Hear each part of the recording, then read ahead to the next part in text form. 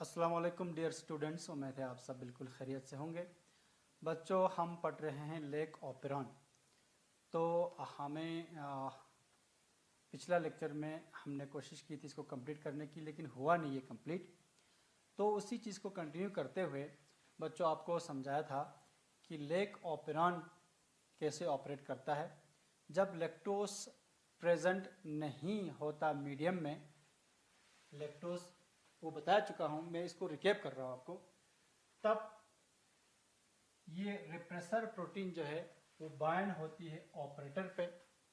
जब ऑपरेटर पे repressor bind हुआ तो प्रमोटर पे आरएनए पॉलीमरेज बाइंड नहीं हो सकता, ठीक, और वो ट्रांसक्रिप्शन नहीं होता। तो यहाँ कोई भी एंजाइम नहीं बनता जब लैक्टोज प्रेजेंट नहीं होता। उस वक्त हम कहते हैं कि ये जो जीन है ये ऑफ है। क्या है? ऑफ पोजीशन में है। बच्चों, अब हम डिस्कस कर रहे हैं कि जब लैक्टोज मौजूद हो, व्हेन लैक्टोज इज प्रेजेंट, या लैक्टोज प्रेजेंट, जब लैक्टोज प्रेजेंट होती है, ठीक है, तो बीटा ग्लाइकोसाइडेज एंजाइम लैक्टोज को ग्लूकोज और ग्लैक्टोज में कन्वर्ट करता है, और साथ साथ ये लैक्टोज को और एक मॉलिक्यूल में कन्वर्ट करता है, उसको हम कहते हैं एलोलैक्टोज। ठीक है, लैक्टोज एलोलैक्टोज में चेंज होता है। कौन? Beta glycosidase enzyme. ये एलोलैक्टोज बच्चों रिप्रेसर के साथ इसका एफिनिटी है, तो रिप्रेसर प्रोटीन के साथ ये बाइंड होती है।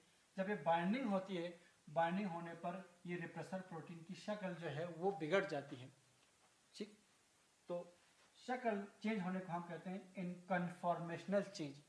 Structure of the protein when changed, it is called conformational change. जब ये कन्फॉर्मेशनल चेंज हुआ तो ये protein no longer binds with the operator. Now अब ऑपरेटर के साथ बाइंड नहीं हो जाएंगे, तो बाइंड होने के लिए यहाँ पर एक ग्रुव, ये जो ग्रुव ये जरूरत था, ये अब ये नहीं है इसमें। देखना अभी इस वक्त यहाँ पर ये बाइंड नहीं होगी। ये आपको समझाने के लिए कि कन्फॉर्मेशनल चेंज होने से यहाँ ऑपरेटर पे ये बाइंड नहीं हो सकता।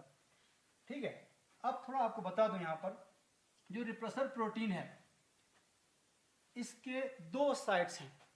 एक साइड इसका डीएनए के साथ बाइंडिंग का है, दूसरा साइड इसका कि कोई दूसरे मॉलिक्यूल के साथ, जैसे मिसाल यहाँ एलोलैक्टोज है, उसके साथ बाइंडिंग के लिए, उस मॉलिक्यूल के बाइंडिंग से इसकी जो है कन्फॉर्मेशनल चेंज हो जाती है। तो ऐसे प्रोटीन जिसके दो बाइंडिंग साइट्स हों, ठीक है, एक बाइंडिंग के साथ किसी मॉलिक्यूल की बाइंडिंग से उसमें कन्फॉर्मेशनल चेंज होता हो बच्चों, ऐसे प्रोटीन को हम एलोस्टेरिक प्रोटीन कहते हैं। ये एलोस्टेरिक है। एलोस्टेरिक, एलो मीन्स अदर, एक बाइंडिंग साइड के अलावा दूसरा बाइंडिंग साइड है, अदर बाइंडिंग साइड, इसका एलोस्टेरिक प्रोटीन इनको कहते हैं। तो repressor protein is an allosteric protein. Once it binds with the allolactose cause conformational change in this protein, and this protein, this repressor protein, no longer binds with the operator. ठीक, operator is now free. फिर क्या होता है? RNA polymerase, जो DNA से RNA बनाने वाला enzyme है, आरएनए पॉलीमरेज, वो अब बाइंड होगी प्रमोटर पे। ठीक है, प्रमोटर पे बाइंड होगी तो फिर ऑपरेटर पर कुछ है नहीं जो इसको रोक सकता है। आगे जाएगी, ये जाते जाते ये ट्रांसक्राइब करेगी इस स्ट्रक्चरल जीन्स को, और वहां से बनेंगे एक पॉलीसिस्ट्रॉनिक एमआरएनए बनेंगे। उस एमआरएनए से 3 एंजाइम्स बनेंगे जो आपको बताया गया है। एक है बच्चों बीटा ग्लाइकोसाइडेज, दूसरा है बच्चों परमिएज, और तीसरा है बच्चों क्या? Trans acetylase. इन सब की फंक्शन रिलेटेड है, सबका काम है लैक्टोज के मेटाबॉलिज्म। तो परमिएज लैक्टोज को सेल के अंदर लाने में इस्तेमाल होगी, बीटा ग्लाइकोसाइडेज उस लैक्टोज को तोड़कर ग्लूकोज और ग्लैक्टोज में कन्वर्ट करने के लिए इस्तेमाल हो जाएंगे, और वो ग्लूकोज जो है बाद में एनर्जी के सोर्स के तौर पर इस्तेमाल हो जाएंगे। ट्रांस एसिटाइलेज उस टॉक्सिक को मेटाबोलाइज करने में इस्तेमाल होंगे। तो इस तरह से इस वक्त जब ये आरएनए पॉलीमरेज की मदद से ये ट्रांसक्राइब हो रहा है, उस वक्त हम कहते हैं कि ये जीन ऑन पोजीशन में है। पहले किस पोजीशन में था? ऑफ पोजीशन में था। ठीक है बच्चों, अब यहां पर एक बात आपको बताना है, चूंकि एलोलैक्टोज ने जीन की एक्सप्रेशन को कराया, किसी चीज को करवाने को हम कहते हैं इंडक्शन। ठीक है, जब किसी एक चीज के जरिए दूसरा चीज होता हो, ठीक है, उस प्रोसेस को हम इंडक्शन कहते हैं। तो एलोलैक्टोज ने इंड्यूस किया, ठीक, इस जीन की एक्सप्रेशन को, इसलिए हम एलोलैक्टोज को इंड्यूसर कहते हैं बच्चों। इंड्यूसर, दो बात आपको यहां समझना है। Allolactose is an inducer that induces the expression of the structural genes. तो एलोलैक्टोज इज ए इंड्यूसर। कुछ किताबों में लिखता है कि लैक्टोज इंड्यूसर का काम करता है, लेकिन अक्सर में यह है कि लैक्टोज से एलोलैक्टोज बनता है, एलोलैक्टोज इंड्यूसर का काम करता है। ठीक है, इंड्यूसर का काम मतलब ये इंड्यूसर बाइंड होती है रेप्रेसर प्रोटीन के साथ, रेप्रेसर प्रोटीन की कन्फॉर्मेशनल चेंज कराता है और उसको इस काबिल नहीं रखता कि वो ऑपरेटर के साथ बाइंड हो। ऑपरेटर खाली रहेगी, प्रमोटर पे आरएनए पॉलीमरेज बाइंड होगी और ट्रांसक्रिप्शन करेंगे। Gene is on, gene on है। ठीक है, अब जीन एक्सप्रेस हो रहा है, पहले जीन एक्सप्रेस नहीं होता था। ठीक है बच्चों, ये बात आप समझ गए। अच्छा, और एक चीज यहां बताना जरूरी है, वो ये कि क्योंकि ये लेग ऑपरान जो है इस इंड्यूसर के जरिए, ठीक है, ये स्ट्रक्चरल जीन एक्सप्रेस होता है, हम कहते हैं कि ये लेग ऑपरान इंड्यूसिबल है। इंड्यूसिबल मीनिंग इसको इंड्यूस किया जा सकता है। ठीक है, अच्छा, रेगुलेशन भी दो तरीके से होते हैं बच्चों, एक को कहते हैं हम पॉजिटिव कंट्रोल, एक को नेगेटिव कंट्रोल। ठीक है, नेगेटिव कंट्रोल में क्या होती है, कोई मॉलिक्यूल ऑपरेटर के साथ बाइंड होती है और इस जीन के एक्सप्रेशन को रोक देता है, रोकना नेगेटिव कंट्रोल है। तो लेग ऑपरेंड की जो ऑपरेशन है वो नेगेटिव भी है। नेगेटिव इसकी वजह से रिप्रेसर बाइंड होकर ये एक्सप्रेस होने नहीं देता। ये इंड्यूसिबल भी है क्योंकि एक इंड्यूसर एलोलैक्टोज के नाम से इस रिप्रेशन को वापस लाता, उसको डी रिप्रेशन भी कह सकते हो आप। डी रिप्रेशन मीन्स रिप्रेशन को वापस लाना, ठीक है, ताकि ये जीन एक्सप्रेस हो। ठीक, तो ये इंड्यूसिबल भी है ऑपरान और नेगेटिव भी है। तो कभी आपको पूछा जा सकता है lac operon is negative and inducible. Inducible भी है, नेगेटिव है रिप्रेसर की मदद से, इंड्यूसिबल है इंड्यूसर की मदद से। ठीक है बच्चों, तो ये आप ध्यान में रख लेंगे। अब और एक चीज, ये तो तब हो गया जब हम दूध पी रहे हो। हमने दूध पिया, लैक्टोज हमारे गट में पहुंचा, उस लैक्टोज को कंज्यूम करने के लिए, मेटाबोलाइज करने के लिए ई कोलाई ने ये लेग ऑपरान जो है वो चलाया। ठीक है, ताकि उसके जरिए ये लैक्टोज जो है वो मेटाबोलाइज हो। लेकिन बच्चों और एक कंडीशन आपको बता दूं, जब हम ब्रेड खाएंगे और दूध खाएंगे, ठीक है, ब्रेड भी खाएंगे दूध भी खाएंगे और दूध भी पिएंगे, तो दूध से मिलेगा हमको लैक्टोज, दूध से मिलेगा लैक्टोज। लेकिन ब्रेड से मिल रहा है हमको ग्लूकोज डायरेक्ट। क्यों? क्योंकि ब्रेड में होते हैं स्टार्च, ठीक है, मुंह से स्टार्च की डाइजेशन स्टार्ट होती है, तो ग्लूकोज मुंह से ही बनना शुरू हो जाती है, तो हमारे गट में ग्लूकोज मौजूद है। ठीक है, तो लैक्टोज की डाइजेशन बाद में होती है। तो जब बैक्टीरिया की ई कोलाई की सराउंडिंग में, ई कोलाई की सराउंडिंग में ग्लूकोज भी हो और लैक्टोज भी हो, then which one of these can be used as an energy source? बच्चों याद रखना, जब लैक्टोज और ग्लूकोज दोनों ई कोलाई के सराउंडिंग में हो, ठीक है, तब ये ग्लूकोज को प्रेफर करती है। E coli prefer glucose as energy source than lactose. Lactose को अभी तोड़ना है, तोड़कर फिर ग्लूकोज बनेगा। यहां तो ग्लूकोज पहले से ही तोड़ा हुआ मिल रहा है, ठीक है, तो यहां ऑप्शन कॉमन सेंस से भी नजर आती है कि लैक्टोज को यूज करेगा। क्यों एनर्जी इस्तेमाल करेंगे इस लैक्टोज को ब्रेक करने में, ठीक है, ताकि ग्लूकोज उसको मिले। ग्लूकोज ऑलरेडी यहां पर मिल रहा है, ठीक है, तो जब ग्लूकोज लैक्टोज के साथ मौजूद हो तब लैक्टोज के बजाय ग्लूकोज इस्तेमाल होती है। ठीक है बच्चों, उस वक्त ये ऑपरेंड अलग तरीके से चलता है, वो मैं आपको बताना चाहता हूं।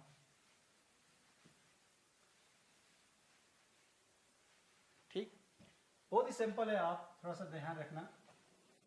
हम वही ऑपरेंड के स्ट्रक्चर बना रहे हैं।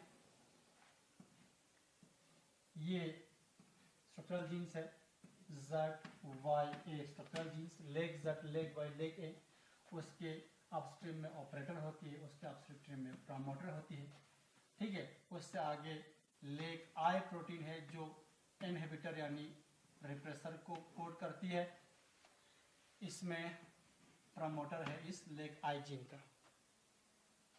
जब ग्लूकोज, यहां लिखता हूं मैं, when glucose is present in large amount, glucose present है, हम ग्लूकोज प्रेजेंट लिखेंगे। ठीक है, जब ग्लूकोज प्रेजेंट हो बच्चों, इस ग्लूकोज की प्रेजेंस की वजह से, इस ग्लूकोज की प्रेजेंस की वजह से एक और मॉलिक्यूल है, उसको कहते हैं cyclic AMP. AMP adenosine monophosphate, आपको पता है यही एएमपी साइक्लिक फॉर्म में होती है। ठीक है, सेल के अंदर सेकेंडरी मैसेंजर का काम करता है। साइक्लिक एएमपी एंजाइम्स को एक्टिवेट करने का काम करता है साइक्लिक एएमपी। ये साइक्लिक एएमपी ज्यादा बनता है, कम बनती है जब ग्लूकोज ज्यादा हो। ये आपको याद रखना है, ग्लूकोज ज्यादा साइक्लिक एएमपी कम, बस यहां से सारा मसला हल हो जाएगा। जब ग्लूकोज ज्यादा होती है साइक्लिक एएमपी कम बनता है। इसके लिए भी एक थोड़ा सा हल्का सा बता दूं, ज्यादा डिटेल में नहीं जाऊंगा। साइक्लिक एएमपी बनता है बच्चों एटीपी से। एंजाइम का नाम है एडेनिलाइल साइक्लेस एंजाइम। उस एडेनिलाइल साइक्लेस एंजाइम को इनहिबिट करता है ग्लूकोज। जब ग्लूकोज ज्यादा हो तो वो एंजाइम इनहिबिट होती है और साइक्लिक एएमपी कम बनता है। अब सिंपली इतना याद रखना, when glucose is more cyclic AMP कम बनता है। ठीक है, और एक चीज, प्रोमोटर पे आपको पता है आरएनए पॉलीमरेज बाइंड होगी। प्रोमोटर पे बाइंड होगी आरएनए पॉलीमरेज। तो प्रोमोटर पे आरएनए पॉलीमरेज बाइंड होने के लिए और एक प्रोटीन की जरूरत पड़ता है बच्चों, जो हेल्प करती है आरएनए पॉलीमरेज को प्रोमोटर के साथ बाइंड होने में। उस प्रोटीन को कहते हैं हम बच्चों कैटाबोलाइट एक्टिवेटर प्रोटीन, कैप।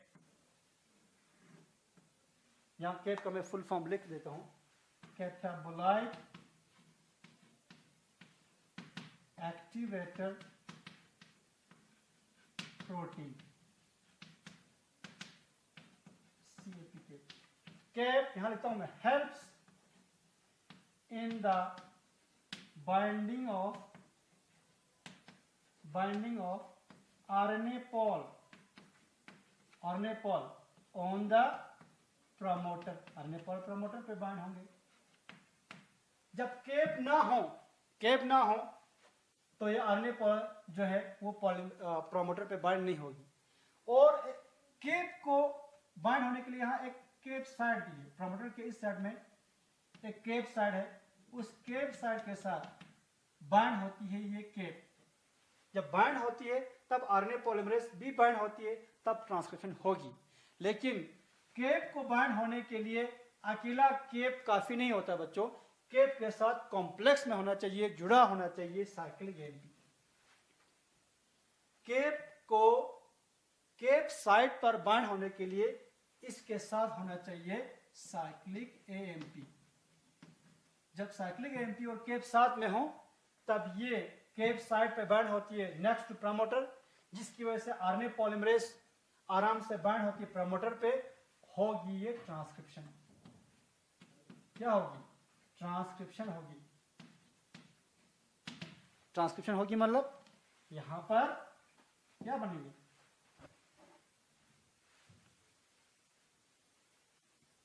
ये तो आप समझ गए।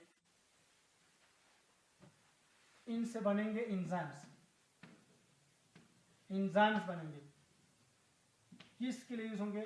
Used for lactose metabolism. वो तो आपको पता है, जब एंजाइम बनेंगे तो वो लैक्टोज मेटाबॉलिज्म के लिए हेल्प करेंगे। अब यहाँ लिखे when glucose is present in large amount, glucose ज्यादा है, ग्लूकोज ज्यादा है, ग्लूकोज ज्यादा है, तो आपको इसकी रिलेशनशिप बताया गया था। ग्लूकोज ज्यादा है तो साइक्लिक एमपी क्या होंगे, कम, साइक्लिक एमपी कम। जब साइक्लिक एमपी कम हो तो साइक्लिक एमपी अवेलेबल नहीं होंगे, साइक्लिक एमपी अवेलेबल नहीं होगा, कम है, डिफिशियंसी है इसकी, तो केप के साथ साइक्लिक एमपी की कॉम्बिनेशन नहीं बनेगा। जब नहीं बनेगा तो केप अकेला यहां पर बाइंड नहीं हो सकता, जब नहीं हो सकता तो आरएनए पॉलीमरेज भी यहां बाइंड नहीं होगी, ठीक है। तो उस वक्त ये क्या रहेगा, ऑफ रहेगा, आरएनए पॉलीमरेज ही नहीं तो ट्रांसक्राइब नहीं होगी, ट्रांसलेट नहीं होगी, तो नो एंजाइम्स लिखेंगे, ठीक है। Enzymes used for lactose metabolism are not synthesised, यहां लिखूंगा मैं, आर नॉट सिंथेसाइज्ड, नहीं बनेंगे।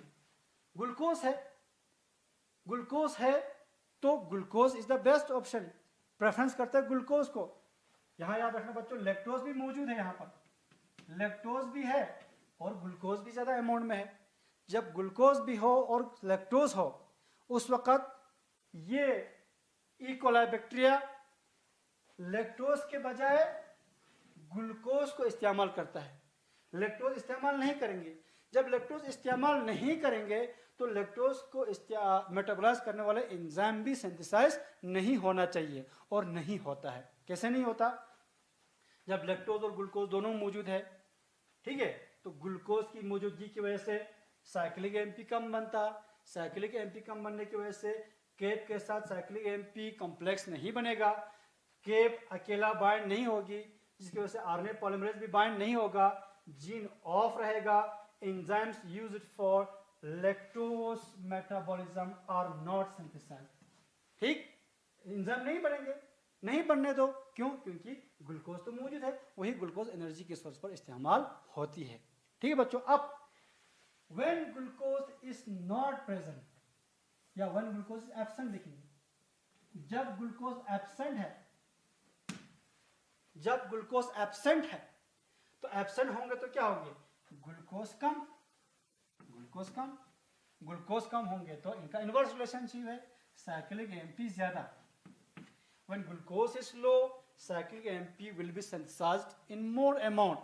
This cyclic AMP gets complexed with क्या, cape. Cape then binds to cape site.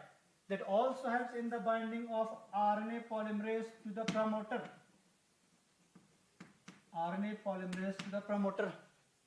ठीक है, तो जब promoter bind होंगे तो enzymes used for lactose metabolism are synthesized. Glucose तो है नहीं, एनर्जी का सोर्स चाहिए और ग्लूकोज को इस्तेमाल करनी है, ग्लूकोज को इस्तेमाल करने के लिए एंजाइम बननी चाहिए और बनता इसी तरीके से है, सिंथेसाइज्ड, ठीक है बच्चों। तो ये बात थी, ग्लूकोज और लैक्टोज जब दोनों मौजूद हो मीडियम में तो इन दोनों में से कौन सा इस्तेमाल होगा, कौन सा इस्तेमाल होगा, ग्लूकोज इस्तेमाल होगी। तो ग्लूकोज इस्तेमाल करने के लिए क्या करना पड़ता है, इस एंजाइम्स को जो लैक्टोज मेटाबॉलिज्म के इस्तेमाल होंगे वो सिंथेसाइज नहीं करना है, क्योंकि वेस्टेज हो जाएगी उनकी, ग्लूकोज की प्रेजेंस में लैक्टोज को मेटाबोलाइज करने वाले एंजाइम सिंथेसाइज करना वेस्टेज होगी, क्योंकि glucose is the readily available source of energy, वो मौजूद है तो क्यों ग्लूकोज को तोड़कर इतने एनर्जी जाया करना है, नहीं करता, ये वेस्टेज नहीं होता लिविंग सेल में बच्चों। इसीलिए ये जीन रेगुलेशन इसीलिए होती है, वेस्टेज ना करने के लिए, ठीक है। बहुत ही एफिशिएंट तरीके से जो एनर्जी सोर्स इस्तेमाल करने के लिए, एफिशिएंट तरीके से ये सब चलाने के लिए ये जीन रेगुलेशन होती है। आपने देखा तो क्योंकि ये केप की वजह से यहाँ पर इस केप कैटाबोलाइट एक्टिवेटर प्रोटीन की वजह से यहाँ पर जीन एक्सप्रेशन हो गया, ठीक है। जब किसी मॉलिक्यूल की वजह से जीन एक्सप्रेशन होता है हम उसको पॉजिटिव कंट्रोल भी कहते हैं, ठीक है। तो यहाँ पर लेग ऑपरेंड के एक पॉजिटिव कंट्रोल भी है। पहले आपने नेगेटिव कंट्रोल देखा था, जब रिप्रेसर की वजह से जीन रेगुलेशन ना होता था उस वक्त आप कहते थे कि लेग ऑपरेंड की नेगेटिव कंट्रोल, ठीक है। इसके बाद जो इंड्यूसर था उसकी वजह से फिर ये एक्सप्रेशन हो गई जीन की, आपने उसकी वजह से कहा उसको इंड्यूसिबल, नेगेटिव इंड्यूसिबल कहा था।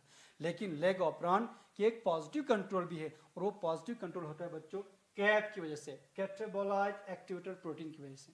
ठीक है, ये केप बाइंड होती है केप साइट पर, ये केप साइट, केप साइट। ठीक है, तो केप साइट पर केप तभी बाइंड होगी जब इसके साथ कॉम्प्लेक्स हो साइक्लिक एएमपी की, और साइक्लिक एएमपी तब बनता है जब ग्लूकोज कम हो। इसका इनवर्स रिलेशनशिप है, इनवर्स रिलेशनशिप है किसका, साइक्लिक एएमपी और ग्लूकोज का इनवर्स रिलेशनशिप। ठीक, अब आप बिल्कुल सही तरीके से समझ गए कि बच्चों लेग ऑपरान कैसे काम करता है। ठीक है, तो हल्का सा, क्योंकि 2-3 मिनट है, इसको हल्का सा आपको फिर रिवाइज करके समझाता हूं कि लेग ऑपरान जो है एक इंड्यूसिबल ऑपरान है बच्चों, नेगेटिव इंड्यूसिबल ऑपरान है। नेगेटिव इस वजह से क्योंकि ये जो लेग आई जीन है ये कॉन्स्टिट्यूटिव है। कॉन्स्टिट्यूटिव मतलब ये हमेशा एक्सप्रेस होता है। इससे एक प्रोटीन बनता है, आपको पता है, रिप्रेसर प्रोटीन। मैं ये मिटाता हूँ क्योंकि आप समझ गए, रिप्रेसर प्रोटीन बनते हैं। मैं रिवाइज कर रहा हूँ, इससे एक रिप्रेसर प्रोटीन बनता है, रिप्रेसर प्रोटीन बनता है, उसके लिए अलग से इसका अपना प्रमोटर है। रिप्रेसर हमेशा बनता रहेगा। ठीक, जब लैक्टोज मौजूद ना हो, ये जो अभी डिस्कस कर रहे थे इसको भूल जाओ 2 मिनट के लिए, आप पहले पे जाओ। जब लैक्टोज मौजूद ना हो, ठीक है, वो लैक्टोज से फिर एलोलैक्टोज नहीं बनेगा, तो एलोलैक्टोज नहीं बनेंगे तो रिप्रेसर रिप्रेसर रहेगा। ये रिप्रेसर आपको पता है ऑपरेटर पे बाइंड होती है। ठीक है, क्योंकि ऑपरेटर प्रमोटर के साथ एक ओवरलैप करते हैं, ऑपरेटर यहाँ प्रमोटर तक ये पहुंच जाती है, इसलिए ऑपरेटर पर ये रिप्रेसर बाइंड होने की वजह से प्रमोटर का कुछ हिस्सा भी ये घेर लेता है रिप्रेसर, जिसकी वजह से प्रमोटर पर आरएनए पॉलीमरेज बाइंड नहीं हो सकता। तो आरएनए पॉलीमरेज बाइंड नहीं हो सकता तो ये जीन एक्सप्रेस नहीं होता। कब, लैक्टोज की एब्सेंस में। लेकिन जब लैक्टोज प्रेजेंट होता था वो लैक्टोज कन्वर्ट करता था एलोलैक्टोज में। एलोलैक्टोज इंड्यूसर है, वो रिप्रेसर के साथ बाइंड होकर, जो एक रिप्रेसर है एलोस्टेरिक प्रोटीन है, इसमें कन्फॉर्मेशनल चेंज लाती है। जब शक्ल में स्ट्रक्चर में चेंज आएगा तो ये रिप्रेसर आप ऑपरेटर पे बाइंड नहीं होता, नहीं होने की वजह से आप प्रमोटर खाली है, पूरा खाली है आरएनए पॉलीमरेज की बाइंडिंग के लिए। फिर आरएनए पॉलीमरेज इन स्ट्रक्चरल जीन्स की एक्सप्रेशन कराता है, इंजाइम्स बनाता है, और वो इंजाइम्स लैक्टोज की मेटाबॉलिज्म में यूज होती है। लेकिन जब ग्लूकोज और लैक्टोज दोनों प्रेजेंट हो मीडियम में, तब ई कोलाई जो है लैक्टोज की जगह ग्लूकोज को प्रेफरेंस देती है, ग्लूकोज इस्तेमाल करती है, क्योंकि इट इज एनर्जेटिकली एफिशिएंट भी है और फेवरेबल भी है। ठीक है बच्चों, तो एनर्जी वेस्टेज को कम करने के लिए ग्लूकोज को फेवर करता है लैक्टोज के बजाय।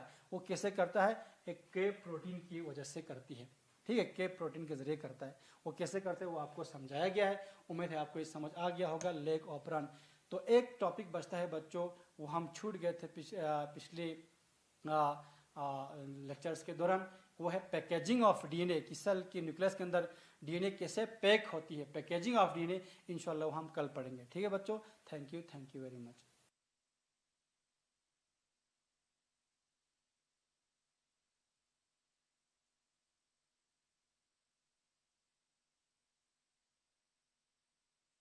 Hello dear students,